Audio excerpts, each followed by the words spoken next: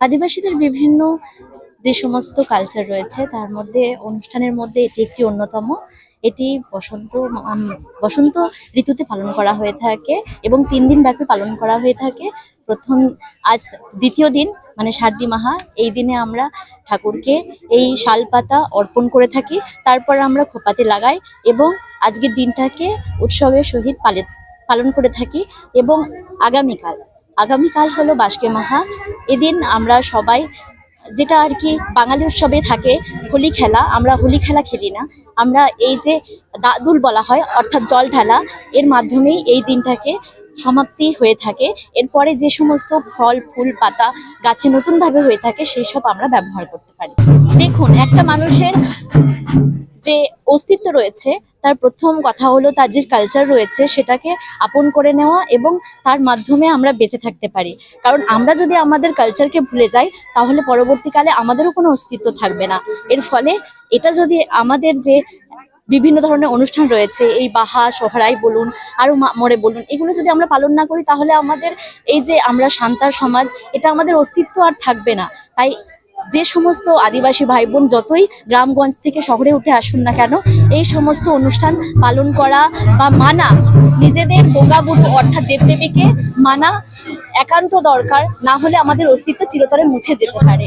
তাই আমরা শহরের অঞ্চলে যতই আসি না কেন, আমাদের অস্তিত্বকে বাঁচিয়ে রাখার জন্য এই সমস্ত অনুষ্ঠান বা এই পুজো পরব দীর্ঘদিন যাবৎ যতদিন বেঁচে আছি আমরা পালন করে যেতাম। হুকুমনি হেমব্রম। বাহার আক্ষরিক অর্থ হচ্ছে ফুল। এই বসন্ত মানে ফুল, কিন্তু এই আদিবাসী সাঁওতাল সমাজে এই বাহা উৎসবটাকে একটু অন্যভাবে পালন করা হয়। যে নতুনকে সম্ভাষণ, নতুনকে স্বাগত জানাতে বাহা পরব অর্থাৎ বাহা বোমার মধ্যে দিয়ে উদযাপন করা হয়। নতুন ফল ফুলকে, এটাকে আমরা দেবতাদের প্রকৃতিকে উৎসর্গ করার পর আমরা এটা ব্যবহার করি। আমরা নতুন ঘর ছাওয়া, নতুনকে ব্যবহার করা, নতুনকে আবার যাতে আবার নতুনভাবে এটাকে ব্যবহার করা যায়, তাই জন্য দেবতাদের উপর উৎসর্গ করে আমরা এটাকে ব্যবহার করার অনুমতি নিই দেবতাদের কাছ থেকে। সেই অনুমতি নেওয়ার যে পরবটায় পূজা পার্বণটায়, সেটা হচ্ছে বাহা পরব বা বাহা উৎসব। এই বাহা উৎসব বা বাহা পরব 3 দিন ধরে চলে। প্রথম দিন হচ্ছে মাহা, অর্থাৎ হচ্ছে শুভ সূচনার দিন। দ্বিতীয় দিনকে আমরা সাঁওতালি বলা হয় শারদী মাহা, সেটা হচ্ছে আসল পুজো পার্বণের দিন। তৃতীয় দিন হচ্ছে বাহা বাসকে, অর্থাৎ সেদিন হচ্ছে বিদায় সম্ভাষণ বা একে অপরের কাছে কুশল বিনিময়ের দিন।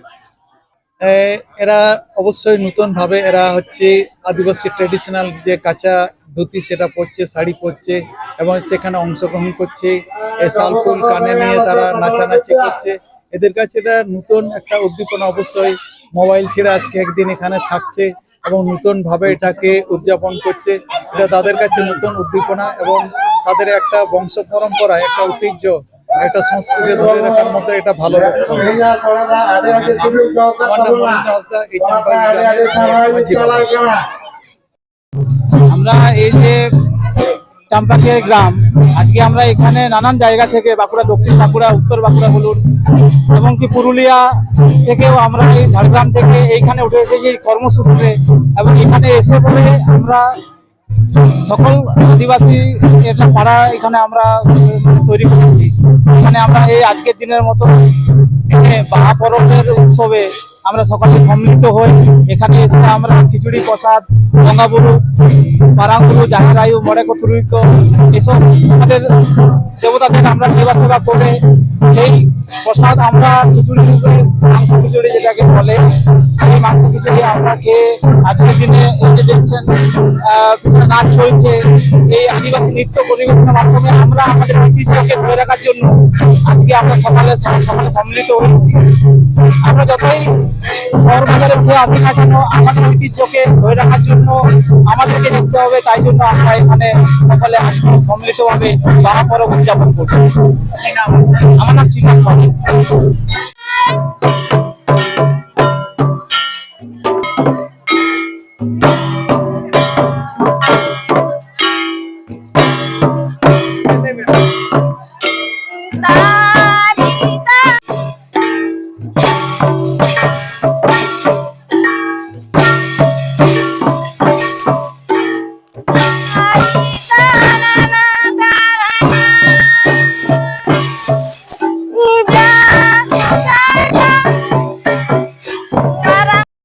ব্যুরো রিপোর্ট জেলার বার্তা নিউজ।